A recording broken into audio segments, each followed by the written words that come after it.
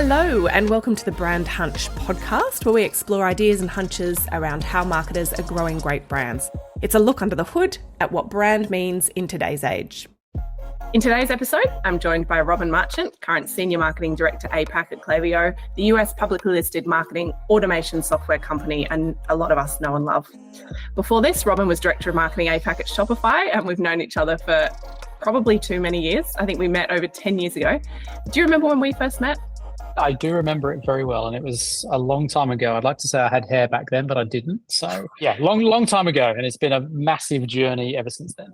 Yeah, you've had some really interesting roles across all different types of businesses. One common thread that I sort of see externally is that they're all sort of in tech-led or tech-focused. Why do you think that space interests you from a marketing perspective? Why have you gone for organisations that have a tech play?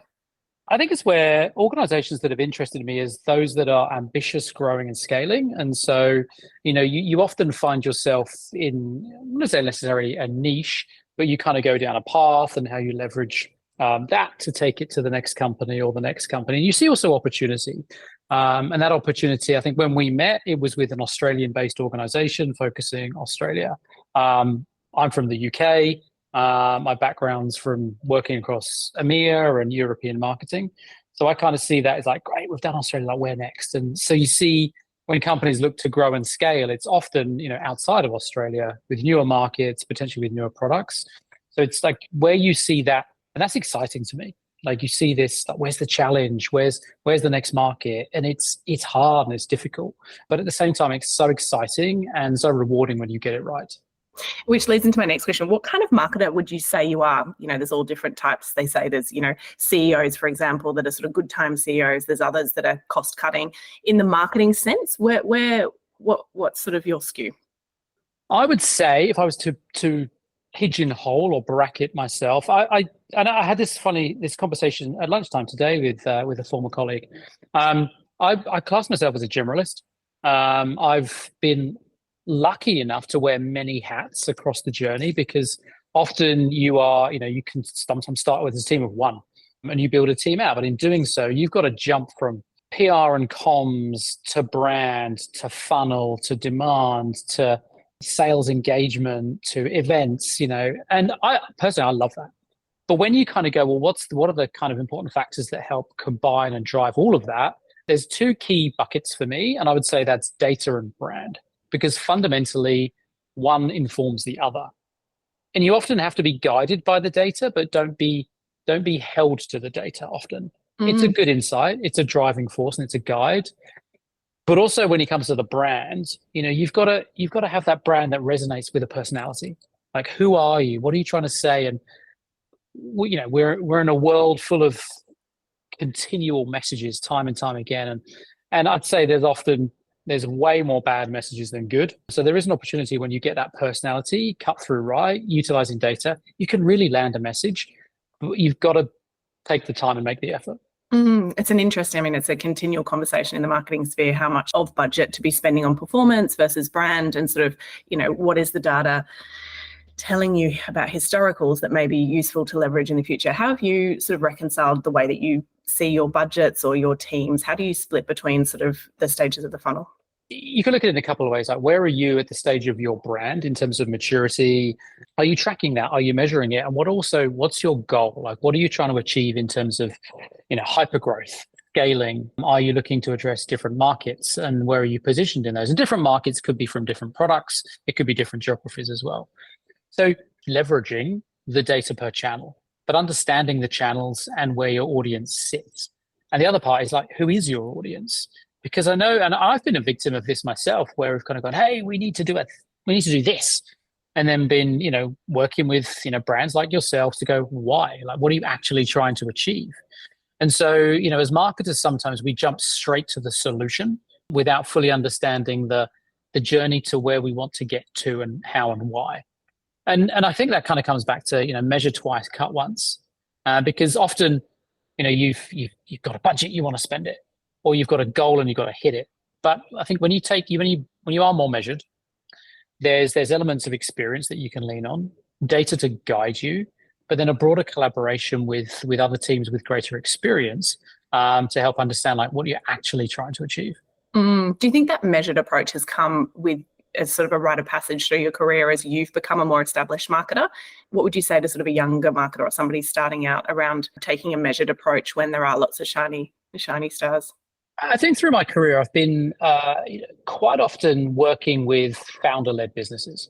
And in doing so, it comes down to where, the budget, the activity you work with is almost, it's I kind of use the word, it's a bit of a privilege, because every dollar spent on marketing is a dollar taken from somewhere else. And you've got to really justify, if I spend this on that, am I going to provide a return? And what does that look like to the business? Because that could go in other pockets and go other areas. And you really want to do that with a very clear frame of mind of what you're trying to achieve. And something I'll always say to the teams, because it's something I've had to experience, is, hey, if this was your last $1,000, would you spend it on that? Are you going to stand up in front of the owner or the CEO and 100% back this thing to drive the outcome you're trying to achieve? Because you should be absolutely 100% behind it. Yeah. On that note, what are some sort of wins that you've had talking to commercial, non-marketing people in regards to investing in brand or even just marketing as a whole? I could imagine when times are great, it's more than fine to invest in marketing. When times are tough, all eyes are on marketing. What's been your experience there, and where have you had some wins? I think the key, certainly from let's say, a business-to-business sense, and how we often go through the channels of how we go to market. So whether that's through partnerships or through sales. And I think often the key is making sure you've got that strong collaboration with your peers and stakeholders across the business, often with the sales team. Many mistakes were made years ago in terms of, hey, the marketing team would create something, sit in a corner and go, here's our latest website, brochure, campaign. And it would have minimal to no involvement from the rest of the business. But it felt like, it was the right thing to do. And it would fall on deaf ears and often wouldn't work. And I think as, over the last few years, you really place a greater importance on the collaboration of how we go to market together. Because often it's the teams that are working directly with customers, with the consumers, who understand that voice of customer and who can provide that feedback back. Because I want to know fundamentally, hey, this campaign was amazing because, and you're going to get that from the sales teams, the partnerships teams, because they're the ones working front face of the cold face of the business. But also you want to know why it was great, but also why it wasn't so great. So we can take that back, address channels, address budget, and elevate more of the good, and address and understand why things necessarily didn't go, to plan or according to what you wanted to achieve with them. I think it takes so much humility too to ask the hard questions around why something didn't work, not just the successes, they're the easy parts, but sort of deconstructing how you can improve next time. Back to you as a sort of boss and as a leader, you've kicked some pretty impressive goals across the businesses you've worked at and with. And so a question to you is sort of, resounding word on the street from your teams that I know personally is that you've been, a great boss and a great leader. What's your secret sauce? How have you built great marketing teams? What's important to you? Thank you to those people who also have not been paid to say that. When I look at a marketing team and, I'm sat right now at a table and there's 12 empty chairs around me, but let's say if that was full of marketers of different functions, maybe even different regions, everyone should be equal. Ideas come from every pocket of the organization because you've got different tenures within the business, different life experiences, and we all kind of have different tastes and needs and likes, etc. So I think it's always kind of keeping an open forum when it comes to ideas, ideations, team collaboration and meetings. But I think the other part is being very honest and open. One girl I used to work with a couple of companies ago, she was really good in terms of, she really wanted feedback. She's like, Robin, no, give me the feedback, give me the good, the bad. And I was like, all right, great. Because often we kind of go, hey, that's good, keep going, moving forwards. But it was through that construction, and she was, through very adamant that everything was a gift in that respect. So that was, more eye-opening for me in terms of, people are really hungry to learn and to build and to grow. And I always look at it and something I often say to teams is, hey, look, I'm, getting older, been doing this for a long time. I'm going to be reporting to you one day.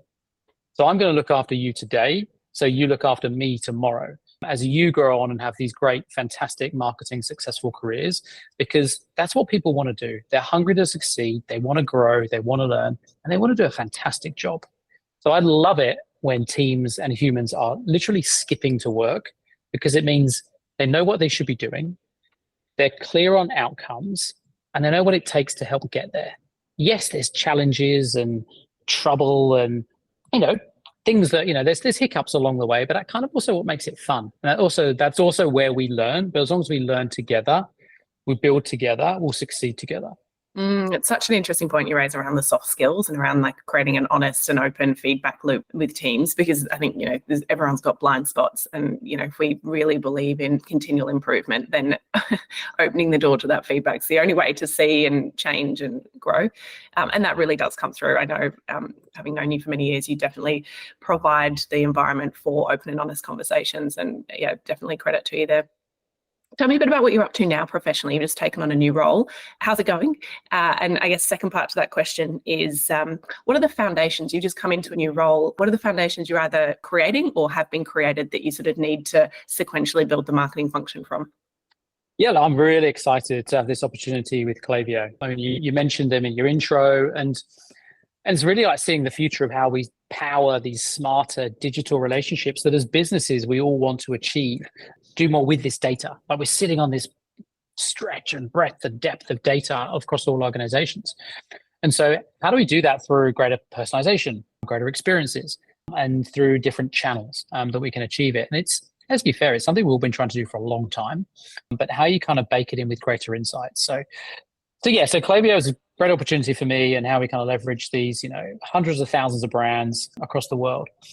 Now, in terms of building looking at the team and building out and understanding what we need to move forwards, it's really like, how do we scale? And a lot of the time it's listening, because we've been, very, very successful globally. We've been very, very successful across the region in APAC. And so there were key ingredients that got us here. And then as we kind of grow and scale and, look across the broader remit across APAC, it's understanding like, how do we leverage what's got us here?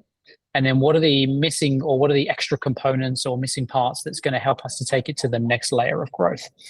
And that's something, I had a great opportunity to do that at Shopify, and kind of building out, regional autonomous marketing team there, and how we captured more markets across the APAC region with more products, and to have fantastic scale, both through COVID. So, you could argue there's a natural wave of progression that we were riding there, which is absolutely fantastic. But then what happens afterwards, really kind of how you continue on that momentum, great growth. And in all honesty, it happens by working with great humans who are driven, passionate, and clearly understanding the objectives and the growth that you want to achieve. Yeah, amazing. I mean, you've worked obviously with Shopify in the APAC region and now this role. What have you learned about regional marketing? How do things differ outside of Australia? I mean, looking at the sort of melting pot of what makes up an Asia Pacific region, it's probably one of the most diverse regions in the world, I would guess. How have you managed things, and what have you learned?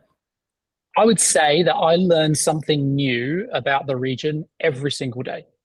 There's not one day that you go, oh, wow, that's, over the last, several years of working across the APAC region, because there is so much to learn and understand. Countries that are right next door to each other are completely different. Things like that we know, but often you take it for granted. So how you position a message, how you position a product, how you start to talk to customers, and how you need to kind of take that conversation. That's something that works so well in Australia and potentially in the UK and the US will not land or work in Singapore. And that same message needs to be completely different again in Japan, because firstly, you've got those markets in the region that, yes, business is operationally done in English, but the context of the conversation is completely different. And then you start to add in the complexity of non-English language markets. And then you start to add the complexity of newer channels in those markets.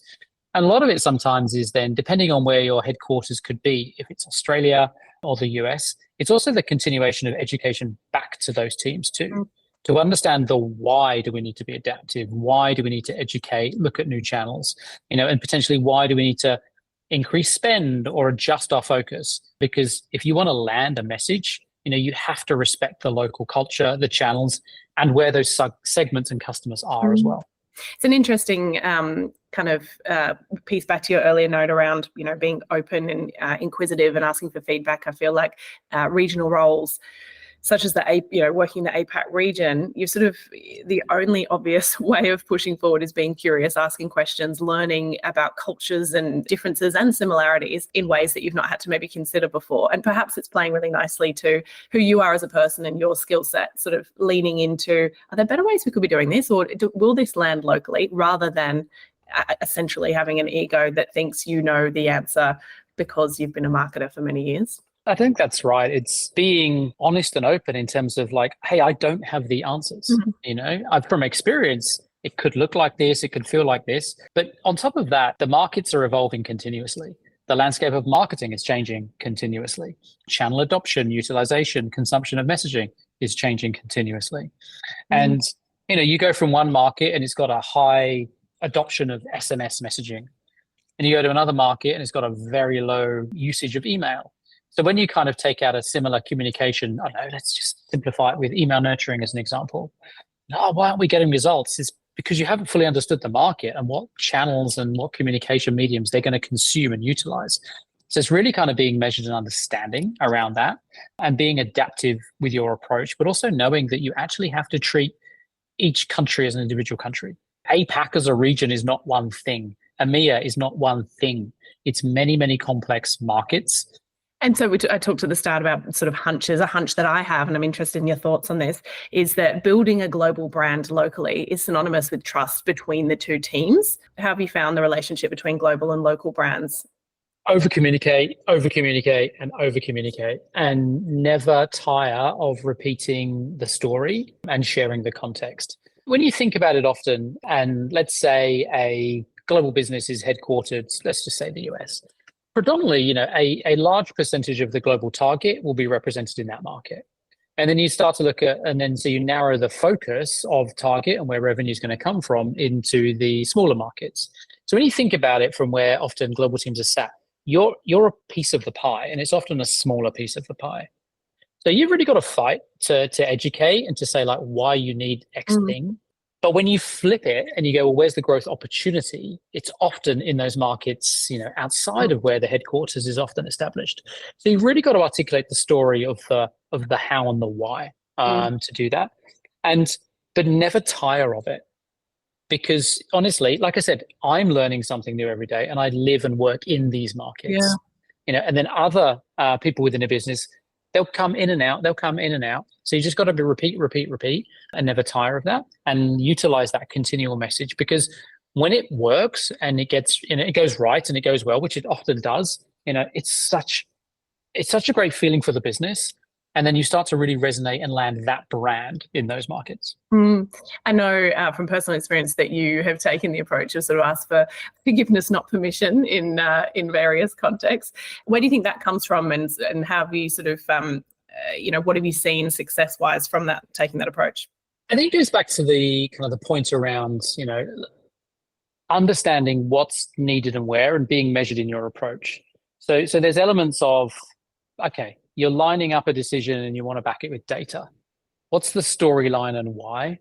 And then when you see something that's worked, and I think I've been fortunate earlier in my career to be afforded that opportunity where, I was put into a role and it was like, yeah, just go make mistakes. So I was encouraged to make mistakes, but in an educated manner to learn from that. And I think it's important for other members on the team is to kind of like, look, try something, try and fail, but learn. It's pretty much been a mantra in many ways. It's like, if you're not making mistakes, then you're not trying hard enough. It's like, but don't be afraid to make the mistakes. But I think that comes with collaboration, communication, and leadership of, from myself and to the teams above, but also the teams around me as well. And like taking that opportunity, because sometimes, for every clear textbook, playbook thing you need to do in each market, take an opportunity to try something, because you just never know what's going to land, and just trust and believe in the people around you. Yeah, excellent. So we talked broadly about sort of the marketing space and the role that you have played in the APAC region. Moving specifically to brand, how do you define brand? What does it mean to you?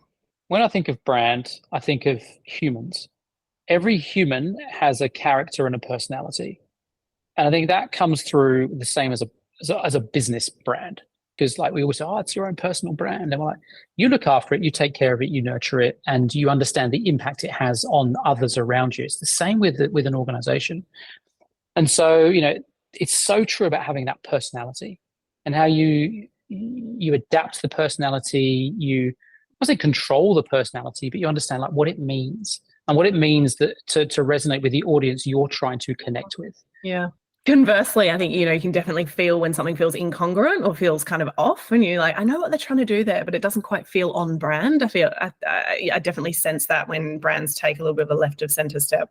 There was an advert on the radio yesterday, and I hate it when brands just use bullshit words over and over again. Like, oh, we are future focused and efficient. Like, well, whoop-de-doo, like, who isn't? It's like, you're like, well done. You've just literally said, I'm a thing and I exist. It's like, there's no, you've just wasted money. Like, who are you trying to be and what and why? And it's not easy. And I think that's actually the hardest part. And there's something I've always, struggled with, and you spend the longest time on. It's the smallest thing. Like, who are you trying to be to whom and why? And how do you articulate that in the least amount of words, in the smallest amount of context, so you actually can resonate and make a difference? It's not easy at all. And everyone's trying to do it at the same time. Yeah, for sure. It's like values where it's like customer centric, like how many organizations, where that's not going to be true in some sort. And also, is it hireable, fireable? Are organizations standing for things that are sort of meaningful to end customers? Who do you think makes a great brand? Who's inspiring you at the moment? Who do you look at and go, they are doing a killer job? I think a couple of brands spring to mind, I think, for different reasons. I'm liking like right now, Airbnb are doing a good job of really kind of owning a personality in the market, and they utilize emotion very well. They're understanding their audience. They're touting their strengths against, big hotel chains, who again do a great job. And there's nothing wrong with staying in a hotel if it's a purpose, but they're kind of talking to that audience and like, hey, why do you need 4 hotel rooms? Have one house. Like, yeah, that'll be great. What a great experience I'm going to feel. So they really kind of play with that feeling and emotion that something like a trip or a holiday, you really want to ensue and live with that. And there's a tagline that I love more than anything. So not Airbnb, it's an alcoholic beverage brand, but I love Corona in there, from where you'd rather be. I think that's just like such a simple line, but I'm like, oh my God, I just love that. It's so much emotion, hey, especially when it's just a tag next to an image and you sort of you see yourself there. Exactly. I can see myself there. I can position. Doesn't matter. It's like, yeah, do I want to be here? I want to be there. It's inspiring. It's emotional. It's like, I'm there. I'm already there. Thank you. I saw a great, I love that.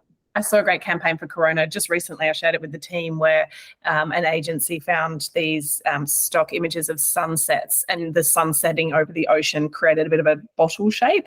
And so all they did was put the Corona logo over the silhouette of the sunset. And it is so simple. I think, they were touting it as the sort of $100 stock shot ad, but just so undeniably on brand. And I guess that's what you get through years of creating distinctive assets, where you can lean into just your brand mark or just your tag. Exactly, because that brand has been built up exactly that over years and years and years. Because if it was a local microbrewery who would have tried to, it wouldn't have had the same outcome. The sentiment's the same and the feelings, but it doesn't land in terms of like, I know who you are and what you're trying to say. And they just really have captured that essence and moment. And then I think also like a local brand in Australia, like brand LSKD, like they're really creating this movement and followership, and people, you look at, they've really done this huge growth from, creating, from a D2C brand to now this full unified commerce, omni-channel, opening up stores left, right and center across Australia. And you see the queues, lineup of, fans, fans of the brand outside their stores all across Australia. And then how they capture those moments on social extremely well, and how they kind of really drive that channel, because they understand the segments, they know where their audience is, and they really talk to them and connect in that way. And I think that's such a powerful part of the journey and really strong messaging. What do you think is an undervalued component of building brand love? What do you think we'll see more of in the future in regards to growing brands? Community. I think there's a place and an area for this community of connected fans and supporters. And I think it doesn't matter if you're a B2B, B2C brand. There's an air where people want to connect with other humans and other like-minded individuals, because, through our journey over the last few years and the challenges that we've all kind of faced and had, you kind of want to be connected again with something. You want to believe in something, follow something, connect in something, and learn something. So I think there's a real opportunity for people to really leverage and lean into this community building. And I think it provides us all with a greater opportunity, and I think it's underutilized currently. I know when you were at Shopify, you did the South by Southwest Sydney activation locally, and it was great. I attended, and you had lots of great retailers on board showcasing their products. What do you think about in-person brand activations and getting sort of in-person, especially for a tech brand? Do you think there'll be more of that? I mean, you talked before about community. What do you think the role of in-person is in the marketing mix? Super important, because what brands like, Klaviyo can also do is bring brands together, like-minded individuals who are trying to solve a problem. Often they're not competing with each other, and sometimes they are, but they're willing to learn, lean in, and address challenges together. Going to market right now is hard, it's complex, it's busy, we're faced with more challenges across the different channels we adopt and utilize. So people are willing to lean in and learn from one another. And I think brands like Klaviyo can really kind of help bring those conversations together and pose those questions, but create kind of, I guess, collaborative and combined learning to drive outcomes for a business. Because realistically, that's what we're all trying to achieve, is these outcomes, not just outputs. Yeah, I have a second hunch that brands over time will continue to need to do good to succeed. What do you think about that? Do you think that that's sort of too lofty and too idealistic, that a brand would take on positive societal impact, or do you think that consumers are expecting more? My hope is that naturally businesses do good for the right reasons, not for marketing purposes. Because again, it goes back to the personality and the authenticity of the brand. Yeah. Individuals lean on brands because they see that and they believe in what the mission of the brand is trying to achieve. And you've got other brands that are doing it because, we need to be seen to be doing that, versus truly believing it from the exec room down. And it's got to resonate from the business. It's an important factor, and it's just a responsibility we all should have. But I think as the generational shifts and we see kind of more, I guess, power and movement and I guess more economic impact from the newer generations coming through, time would tell. Because they're the ones that are going to have more power. They're the ones that have more disposable income. So that will help. And you'll see the winners and losers with the brands who are just being more authentic with how they kind of drive through, versus the brands who are trying to, I don't want to use the phrase greenwash, but let's just call it what it is. And I think that's also where personality really plays a key part to your community, to your audience, and truly understanding your segments. Yeah, great point. And also to proof points, what is the actual impact for, on whichever segment of society you're positively impacting? How can you attribute meaningful work to the words, the sort of confidence behind the marketing story, sort of, what sits behind that? And consumer research is showing that next generation expect a whole lot more, and they're highly loyal when it's genuine and easily switchable when that becomes, when something's discredited. So it's an interesting trend. And I also hope there's more sort of do-gooding, but not just from a marketing storytelling perspective, but from a whole of business transformation, which I believe brands should be a whole of business decision and buy-in, as opposed to the marketing department's responsibility, because it needs to sit across senior management all the way through to implementation in communities. And I think as soon as it becomes a marketing department's job with a budget, it sort of loses a lot of impact. The kind of the way I look at it is, when you think about brand is a result of all of the functions coming together. It's a sales and marketing relationship. It's how you show up as an organization. Marketing, brand, selling, it's a team sport. And so it's not the responsibility of one function. It's all the parts coming together, and how that correlates and translates into everyday society that we all kind of live through. And I think that's a key component, is it's the sum of all the parts. I was going to ask you about the relationship you see between sort of sales, the marketing function broadly, and brand. Have you thought about that, and how do you sort of, whether it's the metrics that are separated out or the relationship between the sort of three parts, how have you developed that over time? The key to it, when you think about it from a B2B audience, or even, and you can kind of look at this equally from B2C, but just focus on that B2B and the channels that you need to utilize. It's, how are you following the funnel, which is ultimately following that customer journey and experience, and lining up with the relevant teams. So whether that be sales, whether that be partnerships and channel, and making sure you're aligned in it together. Because at the heart of it, there is a customer, or there's a person buying or consuming something. They don't care what function they're talking to, what team did what. They don't care. They don't see it. So internally, you've got to make sure that's a real seamless experience, and really, have a consistent thread going through from unknown customer prospect who's never seen this brand before, all the way through to, oh, great, I recognize it, I see it. And then you go through that journey, and hopefully you buy something, you become a customer, and then you become an advocate. Because ultimately, that's what you want to have, is these fans, these advocates that are selling the brand for you. But to do that, you've got to get the pieces lined up internally, sales and marketing fully aligned, and really across like how you go to market, what the responsibility of one is to the other, but more importantly, how you work together, because that's what makes a difference. And seeing this connected go-to-market motion than this kind of like, hey, I've done my bit, that's over to you now. It's like, no, that's where it fails. That's where it falls apart. Yeah. What do you think about B2B brands acting more like B2C brands over time from a marketing perspective or an investment in brand perspective? Traditionally, B2C brands are much earlier in their adoption of investing into brand and great creative. Do you think that's shifting the needle for B2B brands, or do you think B2B sits in a totally separate sort of ballpark and is never going to be as cool?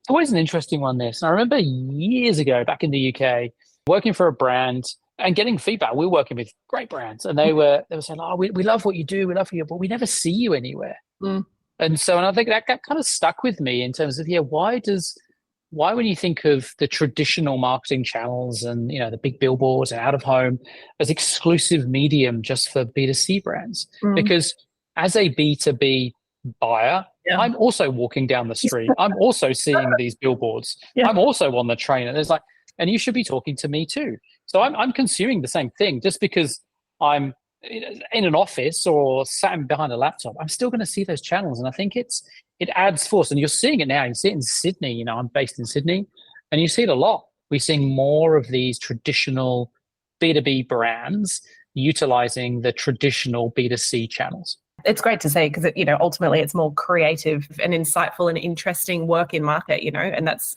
great storytelling, great ideas, much nicer to engage with and look at on a train or walking past than sort of the expected or traditional B2B, the functional messages. And I guess it all ladders up to building brand, right? Building brands and thinking about end customers as people as opposed to a metric or a business. And I think the rise of investing in brand and considering what a brand's tone of voice is and what they stand for, what they will sort of will and won't engage within current affairs or news, etc., all ladders down to then the approachability or the relatability with end customers. When you're at Shopify, and I'm sure with Klaviyo now, you worked alongside a lot of really interesting retailers that are brands we know and love from memory, Go-To Skincare, Booty, Who Gives a Crap, Allbirds, to name a few. What do you think has been their success? And I know there's sort of probably varying answers depending on which brand you're thinking about, but what do you think sits behind why these brands have been successful over other comparable functional brands? I think with the brands you've mentioned and the ones that always come to mind who have been fundamentally successful to almost like born online, and then a lot of them are now kind of going more into physical retail. They've had strong identity, good personality. They've kind of captured the niche, but also they just really owned their identity, their narrative, and built a good following. That's a lot of time and investment, but they've kind of tried not to do too many things. They've really kind of focused on one area, one segment, and really owned it because there was opportunity to do so. Because a lot of those spaces became quite stale, quite stagnant. July luggage, great example of, they just look at them now, phenomenal. It's a great product that they backed and believed in. They had a story that they just kind of really leveraged and doubled down on. But they understood loyalty. They were really building a narrative around and making fans of their products. So their fans now doing, an incredible job of marketing them for themselves. Booty, great brand, again, building loyalty, followership, and a network, of users and loyal fans who kind of market it for them, as they talk and create that greater word of mouth as well. So they really captured the essence of what a brand personality looks like when done well. Yeah, and I think a Go-To Skincare and Who Gives a Crap come to mind. I think for me, one of the most underplayed and biggest opportunities from a brand building perspective is in copy and really clever wording. You mentioned before around succinct wording, but I think, adding to that, really owning the tone of voice and how that tone spectrum is leveraged across the brand so that it's distinctive. And I think in both those cases, they've done an excellent job, whether it's puns or whether it's vernacular or using colloquial terms to Go-To Skincare's case, break down the complexities of the skincare regime into really relatable. Every woman in their 30s feels like they want to be best friends with Zoe Foster-Blake. And I think they've done a great job of taking the founder's tone through authentically into the brand. And that comes through. It's a huge differentiator. And I hope we see more brands leaning into really great copywriting that is from a really strong tone of voice and knows who they are in themselves. Oh, absolutely. I think that's the key part when you believe in it from the get-go. But yes, you have a leader, and it comes very top down, and it comes through the brand. So the brand is a reflection of the founder, of the owner, of the messaging, and it resonates, and it's consistent through every single touch point. You know, you mentioned Who Gives a Crap. I remember distinctly the first time I ever saw Who Gives a Crap branding or Who Gives a Crap toilet roll was in, I have no idea which bathroom it was, but it was in Melbourne. I remember that. And I was like, what is this? Yeah. And then now I get the box of 50 toilet rolls delivered to the house whenever it is, so often. And it's just such a great job, and they just have fun with their brand. I think that's the thing. A lot of these brands, they have fun with their brand as well. Yeah. And it just connects with the audiences so well. Yeah, and Who Gives a Crap? And they've done a great job in reimagining every touch point or element that they have to their brand, the boxes, the paper wraps themselves, you know, let alone all of the other EDM and great brand touch points. And I think there's product innovation there. Wrapping a toilet paper so that it's individually wrapped is, you know, different to other competitors. But as an Airbnb host, that's a really great product innovation plus branding that reflects me as a person, but also sort of lets guests that are staying know that it's a fresh roll of toilet paper. So I think it's sort of that mix of product innovation that's just slightly better than the rest, mixed with brand that just they know who they are. And it sort of creates this undeniably interesting kind of brand that's hard to compete with. Well, when you think about the brands we just mentioned, skincare, toilet paper, luggage, underwear, all crowded competitive spaces. And these brands have managed to not just cut through, but exceed scale and grow and be now the known names and brands in their segments. Yeah, love it. Last question. What's ahead for you? What do you think's around the corner? What are you focused on in your new role? Scaling, growing, building, and taking Klaviyo from strength to strength. I'm lucky to be in a position where I get to take what's been an incredible brand with fantastic growth to date and seeing the next phase of that growth as we build out the company, our customer base all across the APAC region. And so I'm absolutely chomping at the bit to get going with that. Thank you for your time. I think it's been a thoroughly enjoyable conversation, and thanks for sharing your journey and some of the ways that you view brands and the marketing space. Awesome. No, thank you, Lindsay and Chello team. Always fun to work with. And honestly, I learn something new every single time we always have a catch up and conversation. So I really appreciate that. So there we have it, my chat with Robin Marchant, an absolute legend, a great guy and a sophisticated marketer. I think for me, what I took from it was the hunch around global and local APAC marketing teams needing to have trust. And I think adding to that, he definitely gave me perspective on the importance of humility. And even though he's a trusted representative and experienced marketer in the region, we actually don't know it all, especially when it comes to different countries within a region. So trust is important, but also humility and over communicating.